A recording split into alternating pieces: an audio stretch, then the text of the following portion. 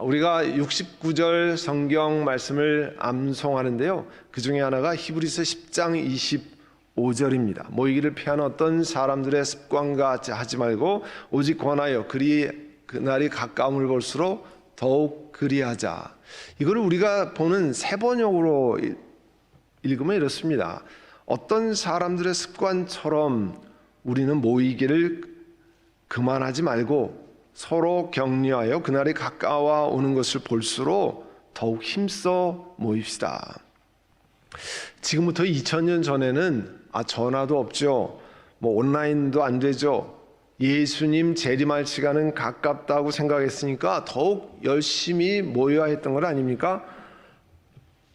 그런데 왜 히브리서 10장 25절 말씀해 보면 그 옛날에도 우리가 그렇게 함께 모여야 할 필요가 있겠습니까? 이렇게 질문했던 사람들이 있었던 것을 알 수 있습니다. 그리고 그렇게 모이지 않았던 걸 알 수 있어요. 그러면 지금은 어떻습니까? 코로나 팬데믹을 통과하면서요, 온라인 스트리밍이 엄청 발달했죠. 또 원하면 언제든지 그래서 화상으로 예배드릴 수 있고, 또 공중파에도 기독교 방송이 있어서 자신이 출석하는 교회가 아닐지라도 적어도 예배드리는데 지장이 없는 그런 세대가 됐습니다. 그런데 교회에 모이려고 애쓸 필요가 있겠습니까? 이것 외에도요, 이런 질문이 생깁니다. 왜 하나님은 예수 믿는 사람들에게 지역교회, 로컬 철치에 소속하라고 하시고 함께 모이는 것을 힘쓰라고 하셨을까? 물론 지금은 팬데믹으로 인한 건강상의 이유가 많죠. 불가피하게 온라인 예배를 드리는 분들이 있습니다. 그러나 이런 시점에 이제 건강에 어떤 시점에 건강에 대한 염려가 다 사라지고 또 이제 자유로운 시간이 오겠죠. 그러면 다시 우리 선한목자교회 대면 예배나 대면 모임에 나오실 겁니다. 그 이유는 선한목자교회가 나의 홈처치, 내 교회이기 때문에 그렇죠. 이런 말이 있어요. 소속 교회가 없는 그리스도인은 공경에 빠진 그리스도인이다. A Christian without a church is a Christian in trouble. 왜 이런 말이 생겨났을까요? 소속 교회가 없는 그리스도인은 공경에 빠진 그리스도인이다. 코비드 염려 때문에 혹은 자신의 연약한 건강상의 이유로 거동이 불편하셔서 교회 대면 예배 모임에 오지 못하는 분들이 계십니다. 그럼 참 온라인 예배가 많은 도움을 주는 거죠. 그러나 우리들이 교회 대면 모임에, 이렇게 대면 예배 대면 모임에 참여하지 않을 이유를 생각해 보면, 그러니까 우리가 그냥 생각해 보면 이런 이유들이 떠오르지 않습니까? 여러분 또 경험도 해보셨을 거예요. 주일 아침에 일찍 일어나서 교회에 올 채비를 하지 않아도 됩니다. 옷 찾아서 다림질하고 머리 손질해야 되고 화장해야 되고 그럴 필요가 없잖아요. 세상 편하죠. 다른 사람 만나서 듣기 싫은 이야기, 우라통이 치밀게 만드는 말 듣지 않아도 됩니다. 다른 사람들에게서 다른 사람들 신경 쓸 필요 없어서 심령이 너무 편하네요. 시간 들이고 땀을 들이고 에너지 쓰고 남들과 부딪히면서 봉사하지 않아도 되고요. 이렇게 좋은 이유들이 많이 있는데 굳이 대면으로 이렇게 모여야 되겠습니까? 여러분 어떻게 생각하세요? 미국 교회 지도자들 가운데, 유명한 지도자 가운데 한 분이 이런 이야기 했습니다. Don't live like the Americans. 미국 사람들과 같이 살지 말라. 우리 미국에 사는데 이게 무슨 소리인가? 고개가 갸우뚱해지는 말이죠. 물론 모든 분야에서 이렇게 말하는 것은 아닙니다. 이민자로 미국에 와서 우리 자녀들이 혹은 우리 자신들이 미국 사람이 사는 거 빨리 배워서 미국에 잘 어저스트해서 잘 정착하기를 다 바라고 또 잘 살아야 된다고 생각해 왔습니다. 그러나 미국의 유수한 지도자는 미국 사람들 같이 살지 말라, 그러고 한 것을 강조하고 있습니다. 이 내용을 오늘 우리가 읽은 본문의 앞쪽에 있는 4장 에베소 4장 17절의 그 조명 안에서 성경적으로 다시 말하면 이런 말이에요. 미국인들의 허망한 생각을 따라 살지 말라. 우리 한국 사람에게 적용하면 한국인들의 허망한 생각을 따라서 살지 말라. 더 정확히 말하면 세상과 세상의 생각 방식에 물들지 말라. 그런 말씀입니다. 왜냐하면 예수 믿지 않는 사람은 미국인이나 한국인이나 이탈리아인이나 프랑스인이나 다 마찬가지로 그리스도의 생명에서 떠나 있기 때문에 그래요. 사고방식이 완전히 다릅니다. 그래서 에베소 4장 17절에 그러므로 나는 주님 안에서 간곡히 권고합니다. 이제부터 이방 사람들이 허망한 생각으로 살아가는 것과 같이 살아가지 마십시오. 이 에베소라고 하는 동네는요, 로마 제국의 교육과 문화의 중심지였습니다. 거기 보면 여러분 그 터키에 갔으면 이제 에베소를 주로 방문하게 되는데, 에베소의 아르테미 신전이라고 하는 커다란 여신전의 유적이 아직도 남아 있습니다. 고대 세계의 7대 불가사리하면 건축할 수 없는 그런 건축물들을 7대 불가사리라고 그러는데, 그 중에 하나가 아데미 여신전이에요. 엄청 웅장한 건축과 예술 작품으로 지었습니다. 그런데 이 아데미 여신상을 중심으로 한 그 신전에서 온갖 타락된 종교 행사가 부도덕한 행동들이 판을 쳤습니다. 신전에서 매춘하고 뇌물 주고 부도덕 우상 숭배 죄가 넘쳐났습니다. 이런 것들이 다 헛것이라는 거예요. 이방 사람들이 잘 보면 그렇게 살아간다는 겁니다. 4장 18절에 보시면 그들은 자기들 이방 사람들 속에 있는 무지와 자기들의 마음의 완고함 때문에 지각이 어두워지고 하나님의 생명에 떠나 있습니다. 하나님의 생명에 떠나 있으면요, 무지하고 마음이 방탕하고 완고해지는 겁니다. 19절에 그들은 수치의 감각을 잃어버리고 자기들의 몸을 방탕에 내맡기고 탐욕을 부리며 모든 더러운 일을 합니다. 하나님을 떠나서요, 세상에서 자신의 육체의 욕심을 따라 살아가면 일어나는 일이에요. 그래서 사람들이 밤문화 이런 얘기를 하잖아요. 왜 밤문화라는 얘기를 합니까? 낮과 밤이 같으면 그런 얘기 안 하죠. 낮에는 다 성인 군자같이 보이는데 밤에 가면 사람이 완전히 바뀐다는 거예요. 그게 하나님을 떠나서 어두워진 사람들이 그 밤문화를 통해서 범죄하고 부도덕하고 방탕한 일을 하는 거예요. 그런데 20절에 보면 여러분은 그리스도를 그렇게 배우지 않았습니다. 우리가 오늘 이렇게 본당에서 예배드리고 온라인에서 예배드리시지만 우리 선한목자교회에 속한 저부터 우리가 과거에 어떤 사람이었습니까? 에베소서 2장 3절에 보면 우리도 모두 전에는 그들 가운데 세상 사람들 가운데서 육신의 정욕대로 살고 본능적인 욕망을 따라 살고 육신과 마음이 원하는 대로 행했고 나머지 사람들과 마찬가지로 날 때부터 하나님의 진노의 자식이었다. 무슨 말이냐면 하나님의 진노를 살 수밖에 없는 사람이었어요. 저와 여러분이 모두가 다. 에베소 2장 4절에 보면 그런데 하나님이 사랑이 넘치신 자비가 넘치시는 분이셔서 우리를 사랑하신 그 크신 사랑으로 말미암아 범죄로 죽었던 우리를 그리스도와 함께 살리셨다고 그랬어요. 여러분은 은혜로 살 수 없는 사람인데 은혜로 구원을 얻었습니다. 그러니까 선한목자교회에 출석한 우리 모두 혹은 온라인으로 예배드리는 혹은 모든 예수 믿는 분들이 한때 하나님의 진노를 살 수밖에 없었던 사람이었습니다. 그랬던 사람들이 하나님의 놀라우신 자비로 그리스도를 통해서 건짐받아서 이제 교회 안에 함께 모여 있게 된 겁니다. 그래서 4장 22절에 보면 여러분 지난날의 생활 방식대로 허망한 욕정을 따라 살다가 썩어 없어질 그 옛사람을 벗어버리고 이제 거룩함으로 짐을 입은 새 사람을 입으십시오. 과거에는 세상에서 그렇게 같이 살았지만 예수 그리스도로만 건짐받은 사람이기 때문에 옛사람을 벗어버리는 훈련, 새 사람을 입는 훈련을 하라고 말씀하는 거예요. 어디에서요? 교회에 모여서. 이상하게도 이게 혼자 그런 훈련이 잘 안 됩니다. 에베소 오늘 본문 4장 25절에 보시면 그러므로 여러분은 거짓을 버리고 각각 자기 이웃과 더불어 참된 말을 하십시오. 우리는 서로 한 몸의 지체들입니다.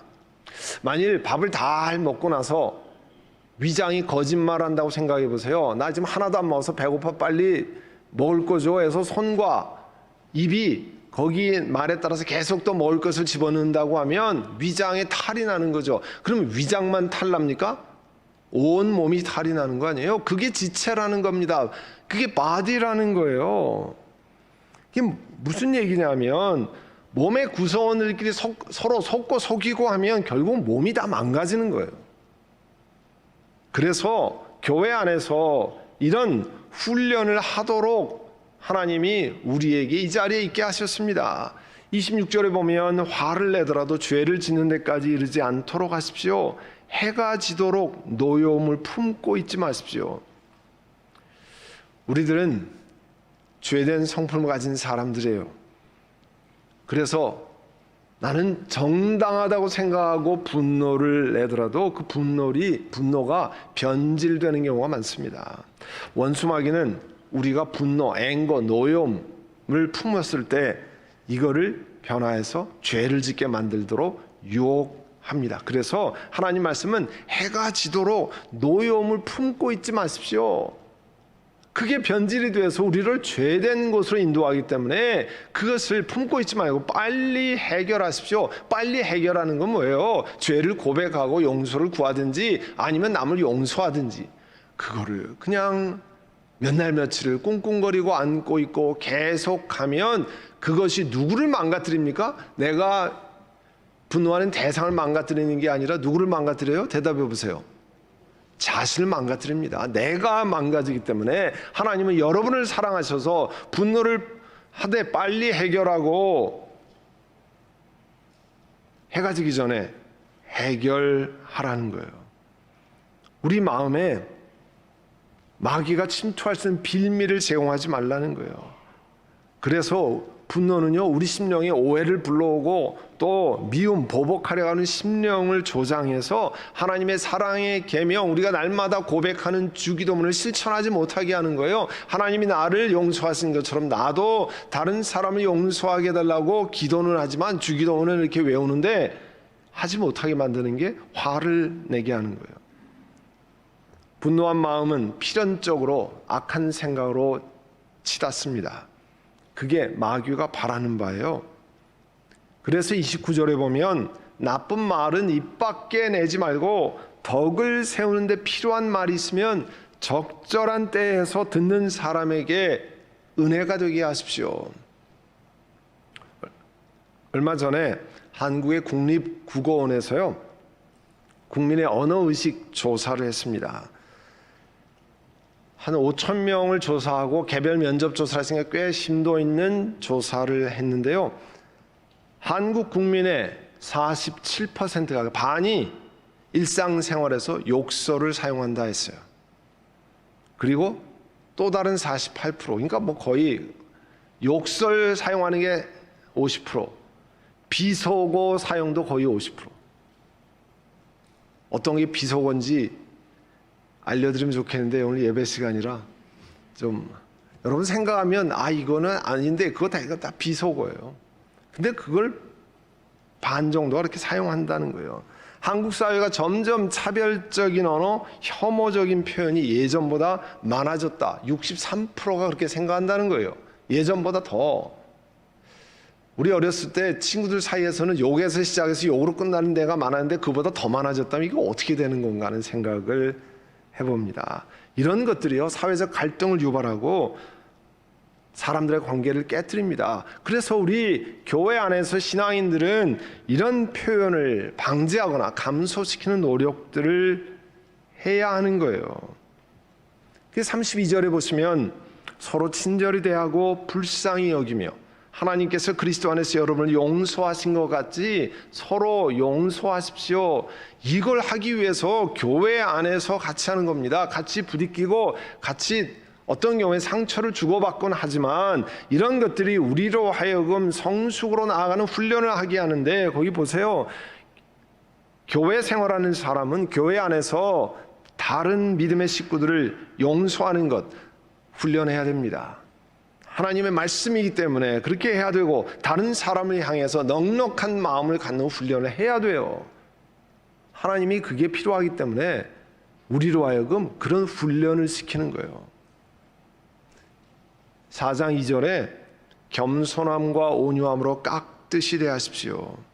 겸손은 나는 보잘것없는 사람이요, 그게 아니에요. 하나님 앞에서 하나님 바라보는 시각으로 나를 보아서 이것이 하나님이 공급하시는 것입니다, 하나님 주신 재주입니다, 하나님 주신 열정입니다, 이런 것이 겸손입니다. 그래서 4장 2절에도 오래 참음으로 사랑으로 서로 용납하십시오. 오래 참는다고 하는 것은 우리 눈에 보이는 게 다 이해가 되지 않아도 하나님의 계획표 가운데 하나님이 인도에 가고 계시다고 하는 것을 하나님의 눈으로 오래 기다리면서 바라보는 것을 오래 참는다고 그래요.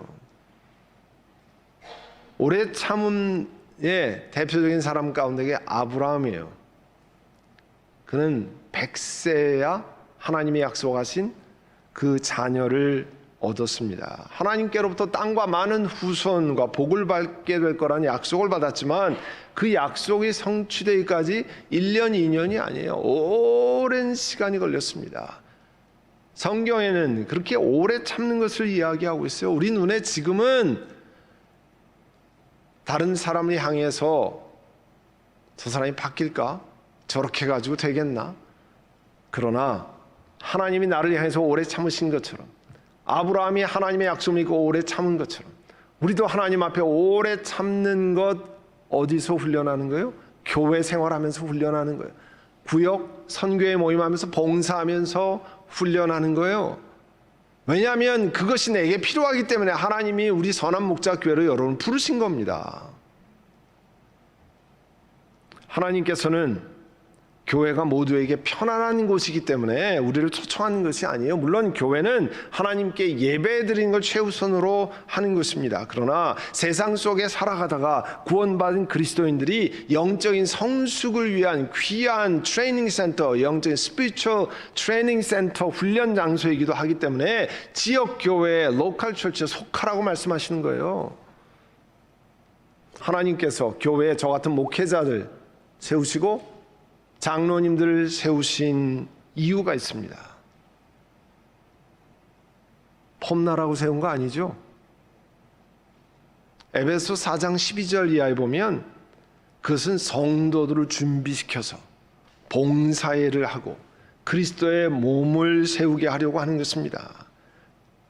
봉사회를 하고 여러분 잘 준비시켜서 이퀴핑, 여러분 잘 준비시켜서 봉사회를 하고 그리스도의 몸을 잘 세우게 하도록, 그래서 우리가 모두 하나님의 아들을 믿는 일과 아는 일에 하나가 되어서 온전한 사람이 되고 그리스도의 충만한 경지까지 이르도록 하기 위해서 교회에 저 같은 직분자, 목회자, 장로님들을 세우신 겁니다. 지난주 금요일에 이제 새로 시작을 한 코스가 영적 성장을 위한 파노라마예요. 어떻게 하는 것이 영적으로 성숙하게 되는 것인지 먼저 배우셔야 됩니다. 그리고 예배, 양육, 봉사를 통해서 성장해 가야 합니다. 그게 하나님의 명령이에요. 우리 지난주에 인트로덕션을 금요일 날 했는데 여러분 금요일 날 참여하시고 어떻게 하는 게 영적으로 성장하는 건가 배우세요. 그리고 성장하세요. 그리고 그리스도의 충만한 경지까지 하나님 나라에 들어가기 전에 이룰 수 있도록 기도하세요. 영적으로 성숙해야 여러분 템테이션의 유혹에 흔들리지 않습니다.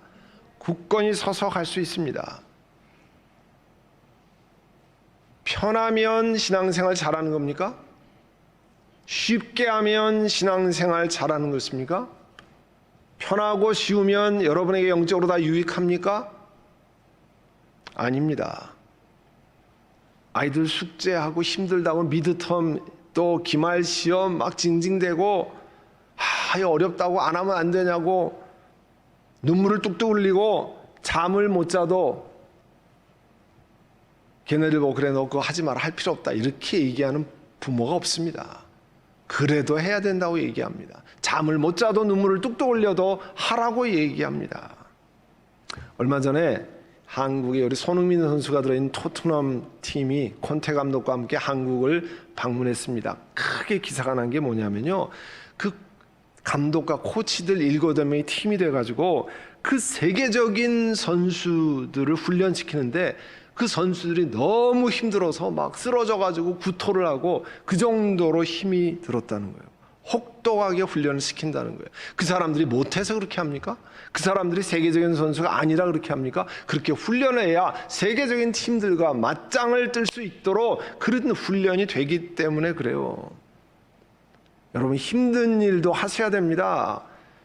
귀찮은 일도 해야 되고요. 남들이 하지 않는 일도 해야 됩니다. 남들과 부대끼는 일도 해야 됩니다.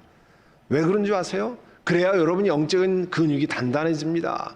그래야 유혹받지 않고 하나님 앞에 열매를 들고 갈 수 있습니다. 이런 교회 생활을 통해서 영적인 성숙이 일어나기 때문에 하나님이 여러분을 부르셔서 그런 부대끼는 속에, 힘든 속에 애매한 말도 듣고 그렇게 하게 하시는 겁니다. 아, 내가 애매한 말을 듣고 부딪히는 말을 듣고 우라통이 터지는 거, 아, 하나님 내가 아직도 돌이킬 부분이 많이 있구나, 그렇게 생각하시면 딱 맞습니다.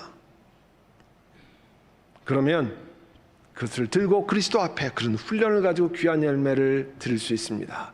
그래서 우리가 섬기는, 우리가 사랑하는 선한 목자 교회가 귀한 겁니다. 여러분, 이 속에서 영적인 아름다운 성숙이 있기를 간절히 소원합니다. 이 시간 우리 한번 묵상으로 오늘은 기도하겠습니다.